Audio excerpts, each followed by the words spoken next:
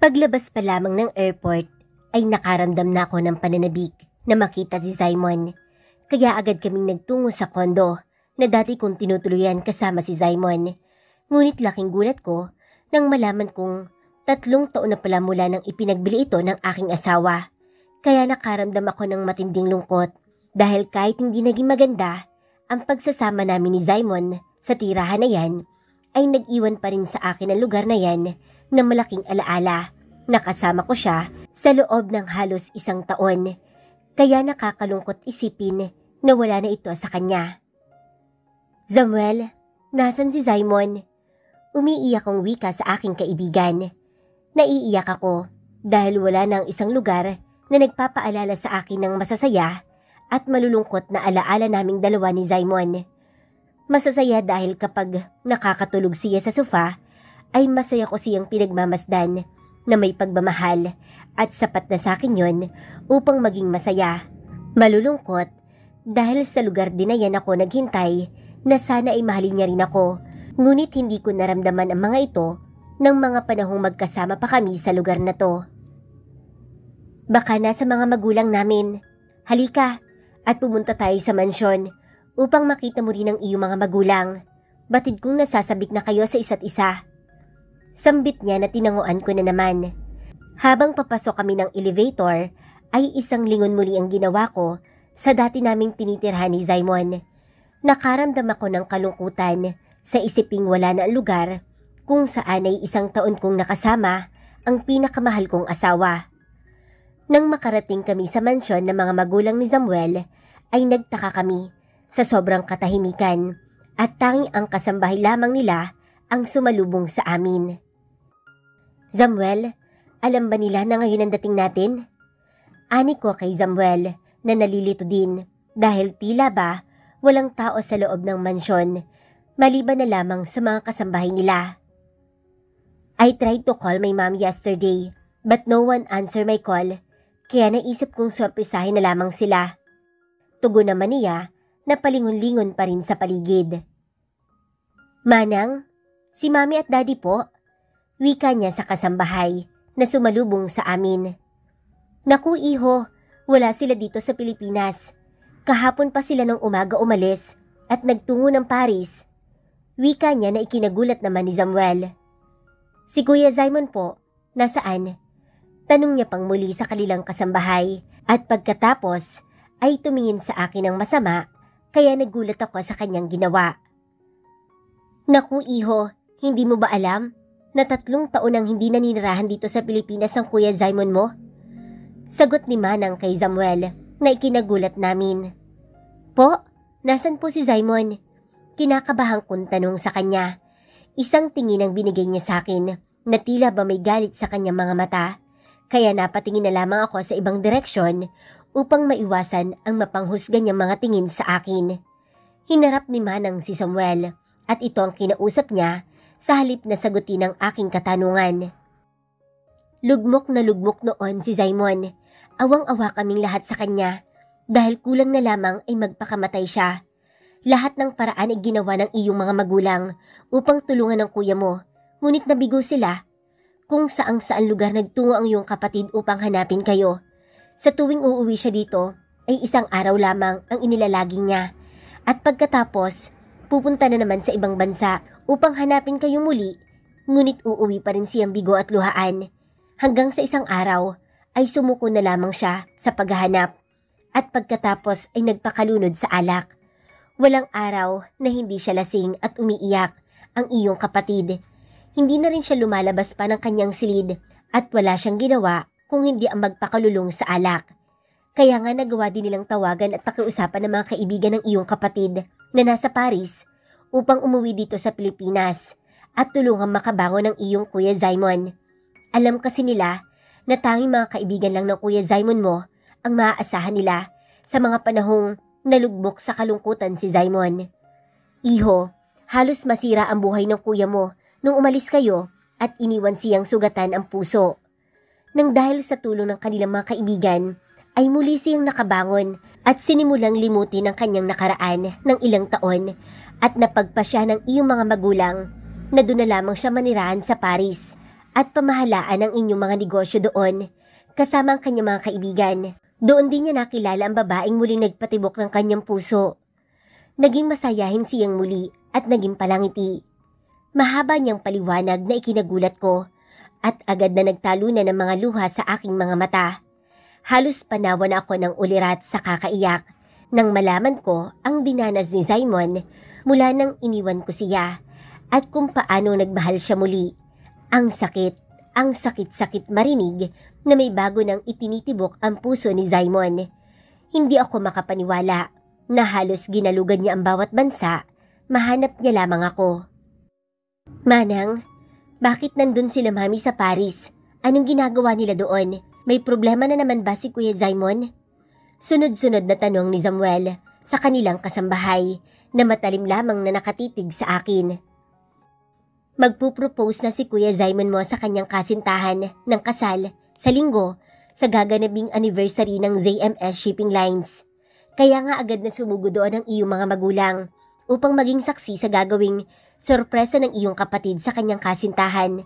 Alam mo bang sobrang saya ng iyong mga magulang na sa wakas, nagbalik na ang dating Simon?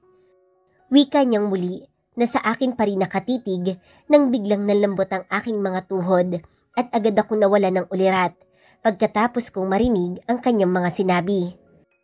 Nang magising ako ay mukha ng aking mga magulang ang unang tumambad sa akin. Panginoon ko anak, salamat sa Diyos at nagising ka na.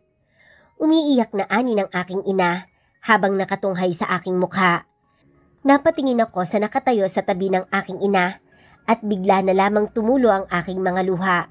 Nang muli kong masilayan ang aking mga magulang, kaya agad akong napaupo mula sa pagkakahiga ko at agad ko silang niyakap ng mahigpit. Nanay, tatay, patawarin niyo po ako kung umalis man po ako nang walang paalam sa inyo. Halos malunod na ang aking mga mata sa luha dahil sa sobrang pag-iyak habang yakap-yakap ko ang aking mga magulang. Anak, wala kang dapat ihingi ng tawad. Ang importante ay naririto ka ng muli. Umiiyak na sabi ng aking ina habang hinihimas-himas niya ang aking likod mula sa pagkayakap niya sa akin. Apo ko, kumusta ka na apo? Tinig ni Lola habang unti-unting lumalapit sa akin habang umiiyak at humihikbi. Lola, tawag ko sa kanya at agad kaming nagyakap ng mahigpit. Miss na miss ko na po kayong lahat. Patawarin niyo po ako sa pangiiwan ko sa inyo. Wika ko sa kanila habang masaganang dumadaloy ang mga luha sa aking mga mata. Apo, si Simon magpapakasal na. Ano ang nangyari sa inyong dalawa? Apo ko, alam mo ba na muntik nang ikamatay ni Simon ang pag-alis mo? Umiiyak na sabi sa akin ni Lola habang magkayakap pa rin kami, kaya bigla kong naalala si Simon at ang mga sinabi ng kasambahay nila Samuel, kaya agad akong napabitaw sa aking lola at hinanap ng aking mga mata si Samuel. Samuel, malakas kong tawag sa kanya habang humahagulol ako. I'm here, Audrey. Tama na ang pag-iyak mo. Sambit niya sa akin habang unti-unting lumalapit sa kinaroroonan ko at agad ko siyang niyakap at umiyak sa kanyang balikat. Tulungan mo ako, Samuel. Puntahan natin sila, parang awa mo na. Hindi sila pwedeng magpakasal, Samuel. Ako ang asawa niya at ako lamang ang may karapatan sa kanya. Humahagulhol kong sambit sa kanya. Shh! Tama na, Audrey. Maghanda ka. At bukas ng tanghali ang flight natin patungong France. Nakapagpabook na ako. Alam kong ito ang hihilingin mo sa akin. Kaya habang wala ka pang malay kanina, nagawa kong kumuha ng flight patungong France. Wika niya, kaya mas lalong humigpit ang pagkakayakap ko sa kanya. Nakaramdam ng takot ang aking puso nang malaman ko mula sa kanilang kasambahay na may iba nang minamahal ang aking asawa at handa niya pa itong pakasalan. Hindi ko kayang muling mawawala sa akin ang aking asawa. Sa pagkakataong ito ay ipaglalaban ko na kung ano ang akin at kung sakali man na hindi na ako ang tinitibok ng puso nito, ay gagawin ko ang lahat upang manumbalik lamang ang dati niyang pagtingin sa akin. Kasalanan ko ang lahat kung bakit may iba nang nilalaman ng kanyang puso. Kung nagawa ko siyang pikutin noon, ay magagawa ko pang muli ito sa kanya sa ibang pamamaraan. Alam kong mahal pa rin niya ako, kaya hindi ako susuko hanggat hindi siya bumabalik sa piling ko. Hintayin mo ako, Simon, at darating na ako. Parang awa mo na, mahal ko. Huwag mong ituloy ang plano mo. Asawa? Anak, anong ibig mong sabihin na mag-asawa pa rin kayo ni Simon? Hindi ba? At kayo ang nagpadala ng annulment papers na may pirma mo? Pinirmahan ito ni Simon at bago niya ito ginawa, ay humingi siya ng kapatawaran sa amin dahil sa mga nagawa niya sa'yo at inamin niya sa amin na mahal ka niya. Alam mo bang lumuhod siya sa aming harapan upang hingi ng aming kapatawaran habang wala siyang humpay sa pag-iyak? Pinirmahan niya ang annulment ninyo sa harapan namin habang walang patid ang kanyang pag-iyak. Sinabi niya kung may babalik niya lamang ang nakaraan ay pipiliin niya at uunahin ang inyong kaligayahan dahil hindi na raw niya hahayaang masaktan ka pang muli. Wika ng aking ama na ikinagulat ko. Agad akong napatingin kay Samuel at walang patid ang pagdaloy ng aking mga luha. Hindi ko po itinuloy ang pagpasa ng annulment namin. Sinunog ko po ito, tatay, kaya mag-asawa pa rin po kami ni Simon. Umiiyak kunturan, kaya laking gulat nila nang marinig ang aking sinambit. Samuel, tawagan mo si Simon, pakiusap. Tawagan mo siya, nakikiusap ako sa'yo. Umiiyak kong wika sa kanya. Sinubukan kong tawagan ang dating numero niya, ngunit wala na to. Sa tingin ko ay nagpalit na rin ang aking kapatid ng kanyang numero. Sa mansyon niyo sa Paris, tawagan mo siya doon. Sige na, pagmamakaawa ko sa kanya. Susubukan ko, Audrey, ngunit hindi ko maipapangako na makakausap ko siya.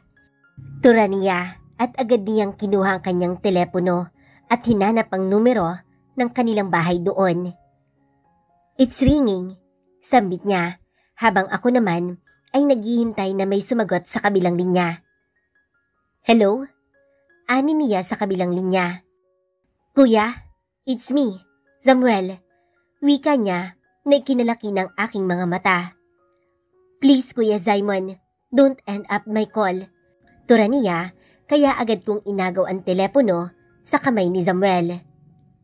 Simon, ako to si Audrey. Kailangan natin mag-usap. Nakikiusap ako sa iyo, Simon. Umiiyak kunturan sa kanya. Audrey? Gulat niyang ani sa kabilang linya. Yes, Simon, it's me. Please, mag-usap tayo. Huwag mong ituloy ang pagpupropose mo, parang awa mo na. Pagmamakaawa ko sa kanya, wala akong narinig na tugon mula kay Simon, ngunit naririnig ko ang kanyang paghinga. Please, Simon, nakikiusap ako sa'yo. Huwag mong ituloy ang binabalak mo. Wika ko sa kanya habang patuloy lamang akong umiiyak. Wala na tayong dapat pag-usapan pa, Audrey. I'm sorry. Tura niya at narinig ko na lamang ang pag-click ng end ng telepono.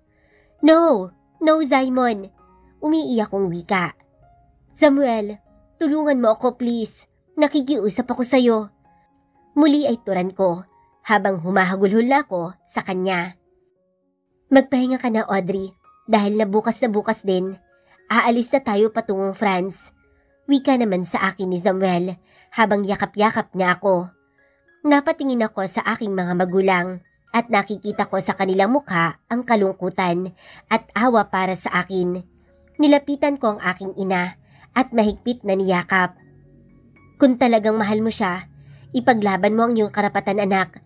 Nandirito lamang kami palagi para suportahan ka. Umiiyak na tura ng aking ina at mahigpit niya akong niyakap habang wala naman akong tigil sa paghagulhol sa kanilang balikat. Simon POB. Mula nang nakausap ko si Audrey sa telepono, ay tila ba may kung anong bagay ang nagpipigil sa akin na gawin ang kanyang mga plano. Sa isang sulok ng aking isipan ay gusto kong pakinggan ang kanyang sasabihin sa akin. Ngunit ayoko namang saktan si Sanya. 4 na taon na ang lumipas at hindi ang tinig ni Audrey sa telepono ang maaaring sumira ng lahat ng aking mga plano. Bakit ba siya bumalik? Bakit kailangan niya pangguluhin ang utak ko?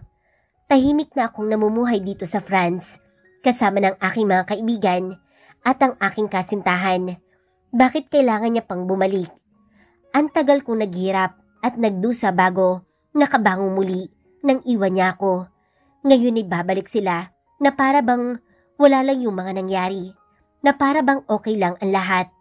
Ganun lang ba kasimple ang ginawa nila sa akin? Nakakatawa.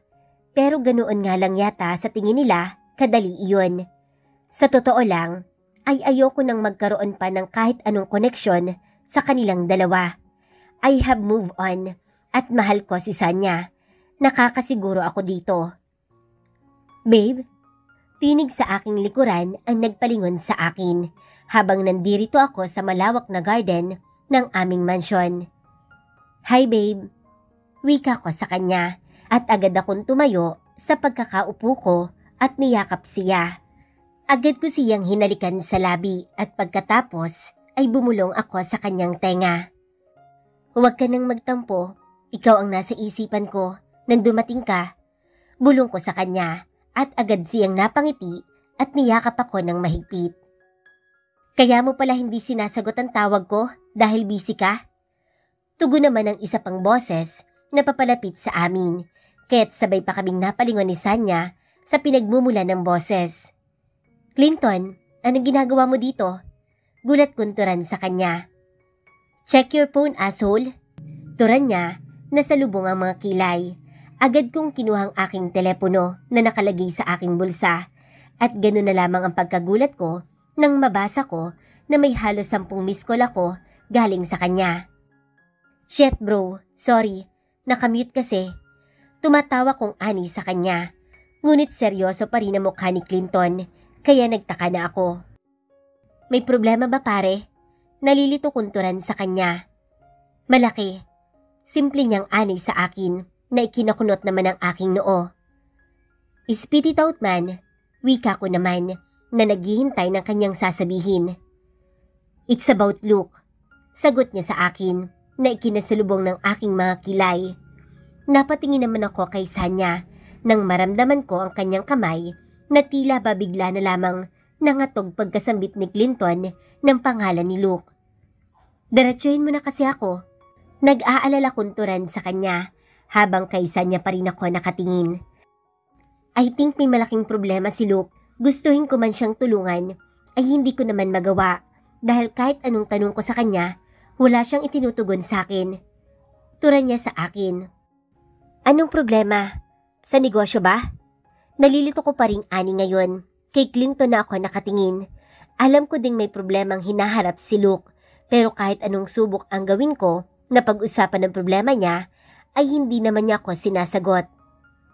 Sa tingin ko, babae, mukhang nasasaktan ang ating kaibigan at hindi ko alam kung paano siya matutulungan. Nandun siya ngayon sa bar at naglalasing na naman.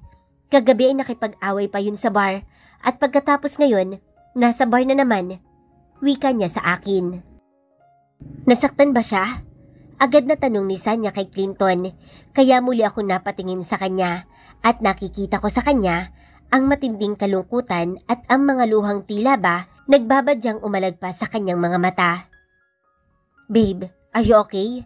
Wika ko sa kanya na hindi inaalis ang mga titig sa kanyang mga mata. How is she, Clinton?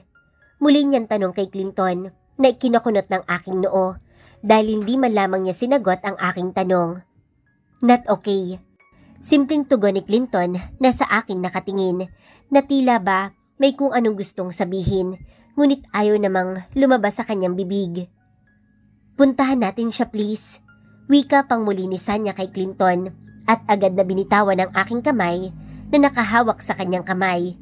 Gusto kong magtanong ngunit walang lumalabas na kahit anong salita sa aking bibig. Gusto kong alamin ang totoo, ngunit natatakot akong marinig ang katotohanan.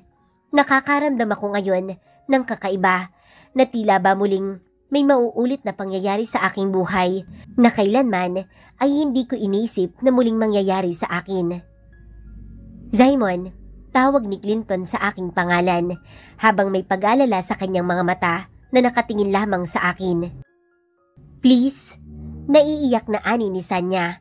Kaya nalilito akong napatingin kay Clinton, ngunit maging si Clinton ay tila ba nalunok na ang dila at hindi makapagsalita pa. Let's go. Malamig kong tugon at nauna na akong lumakad patungo sa garahe ng aming mansyon. Babe, tawag sa akin na Sanya, ngunit hindi ko ito pinansin at patuloy lamang ako naglalakad patungo sa aking sasakyan. Babe, stop. Tawag niya muli sa akin, kaya napahinto ako sa aking paglalakad nang hindi ko siya nilingon at titigan. Bro, mauna na ako sa bar. Sumunod na lang kayo. Wika ni Clinton na tinanguan ko na lamang. Muli akong naglakad at nang malapit na ako sa aking sasakyan ay agad kong binuksan ang pintuan ng passenger seat. Get in, malamig kong wika sa kanya. Babe, let me explain. I cut her off. Get in, Luke is waiting for you. Tangi kong sambit at malungkot siyang naupo sa loob ng sasakyan at pagkatapos ay mabilis namang tinungo ang bar na tinutukoy sa amin ni Clinton. Agad kaming nakarating sa bar at pagpasok pa lamang namin doon ay naririnig na namin ang malakas na boses ni Luke na nakikipagtalo sa bouncer habang si Clinton naman ay tila ba pinapakalma siya. Luke? Tila ba nauutal na tawag ni Sanya kay Luke? Agad kaming nilingon ni Luke at kitang-kita ko ang pangingislap ng kanyang mga mata nang makita niya si Sanya. Ngunit agad ding nagbago ito nang makita niyang kasama ako ni Sanya. Simon, tura naman ni Luke. Are you okay, bro? Tanong ko sa kanya at tumangu-tango lamang siya. Ano ba ang dahilan at nagkakaganyan ka? Malamig kong ani sa kanya. Hindi ko alam kung nakahanda ba ako sa kanyang isasagot. Ang alam ko lang ay may gusto akong malaman. Yes, I'm okay. Tipid niyang tugon na hindi tumitingin sa akin. You are not okay, Luke. Wika kong muli sa kanya. Isang pagak na tawa ang ibinigay sa akin ni Luke. Ano ba ang gusto mong sabihin ko? Simon, may alam ka ba sa nararamdaman ko? Ha? Wala kayong alam, kaya umuwi na kayo. Galit niyang tugon sa akin. May kailangan ba akong malaman? Tanong ko sa kanya na ikinangisi niya at napailing-iling ng ulo. Babe, tama na yan. Uwi na tayo. I think he's okay now. Tura naman ni Sanya sa akin. Sabay kapit sa aking braso. Agad kong inalis ang pagkakakapit niya sa aking braso at unti-unti akong lumapit kay Luke. Gusto kong sabihin mo sa akin kung ano ang nagpapahirap ng kalooban mo. Gusto kong sabihin mo sa akin kung bakit ka nagkakaganyan. Gusto kong malaman ano ba talaga ang totoo. Mahaba kong wika, ngunit puro iling lamang ang tugon niya sa akin. Babe, please, let's go. Pag-aayang pilit sa akin ni Sanya. Tell me, Luke. Sigaw ko sa kanya na nagpapitlag kay Sanya at napayuko naman si Clinton. Huwag mo nang alamin, bro. Mahal kita, pare.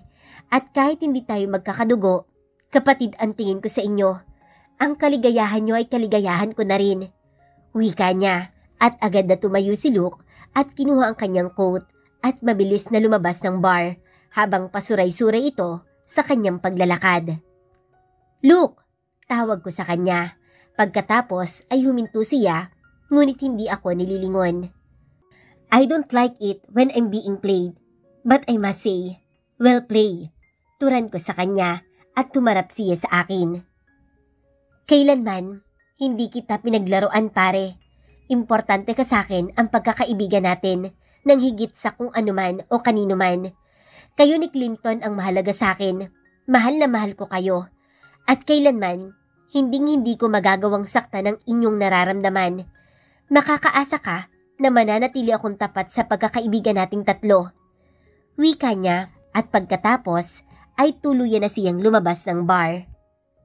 Clinton, tawag ko sa aking kaibigan at imunestra ko sa kanya na sundan si Luke at siya na ang magmaneho para rito. Agad namang tumalima si Clinton at iniwanan na kami ni Sanya. Agad akong pumihit at nagsimulang lumakad papalabas ng bar. Babe, tawag sa akin ni Sanya. Let's go. I will drop you off to your house. Malamig kunturan sa kanya habang tuloy-tuloy lamang ako naglalakad patungong parking lot. Habang binabaybay namin ang patungo sa kanilang tahanan, ay wala ni isa man sa amin ang gustong bumasag ng katahimikan hanggang sa marating namin ang kanilang tirahan. Hindi ko na nagawang pagbuksan siya ng pintuan at pagkababa niya sa aking sasakyan ay agad ko itong pinaharurot at nilisan ng kanilang lugar nang hindi man lamang ako nagpaalam sa kanya. Ang daming gumugulo sa aking isipan. Nakikita ko ang mga mata nila na parehong nagmamahal sa isa't isa. Nararamdaman ko ang sakit na bumabalatay sa pagkatao ni Luke dahil nagpaparaya ito. Nararamdaman ko ang matinding pagmamahal ni Sanya, ngunit hindi ako sigurado kung para ba sa akin ito. Gulong-gulo na ang aking isipan kung ano ang dapat kong gawin. Nakakatawang isipin na tila ba wala akong karapatang lumigaya. Noong una ay hinala lamang ang pinanghahawakan ko, ngunit ngayon ay nakakasigurado na ako kung ano ang tunay na bumabagabag kay Luke. Ngayon ay nakakasiguro na ako kung sino ang tunay na nagmamahalan. Napatawa ako sa aking sarili sa isiping ganito na lamang ba talaga ang papel ko sa mundo. Nang makita ko si Luke kanina kung paano niya tingnan si Sanya ay gusto kong magalit sa kanya, ngunit hindi ko magawa dahil alam kong ginawa niya ang lahat upang maging maligaya lamang ako. Mahal na mahal ko ang aking mga kaibigan, kaya ngayon ay hindi ko na alam kung ano pa ba ang kaya kong gawin. Pumikit ako at napapailing na lamang ako sa nagiging kapalaran ko. Pinilit kong matulog na lamang, ngunit hindi naman ako dalawin ng antok. Muli kong inalala ang sinabi ni Luke kanina sa akin.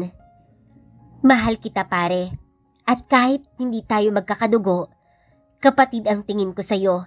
Ang kaligayahan nyo ay kaligayahan ko rin. Malakas akong sumigaw dahil para akong pinaglalaroan ng tadhana. Ano ba ang nagawa ko sa kabilang buhay? At ganito na lamang ako kamalas ngayon. Bigla na lamang tumulo ang aking mga luha at bigla namang pumasok sa aking isipan si Audrey. Ano ba ang nangyayari sa akin? Bakit lagi na lamang bumabalik sa aking isipan ang mukha ni Audrey? Pinaparusahan ba ako ng Diyos sa isang kasalanan na hindi ko alam kung ano? Bakit ba ganito ang aking kapalaran? Bakit pakiramdam ko napakamalas kong tao pagdating sa pag-ibig?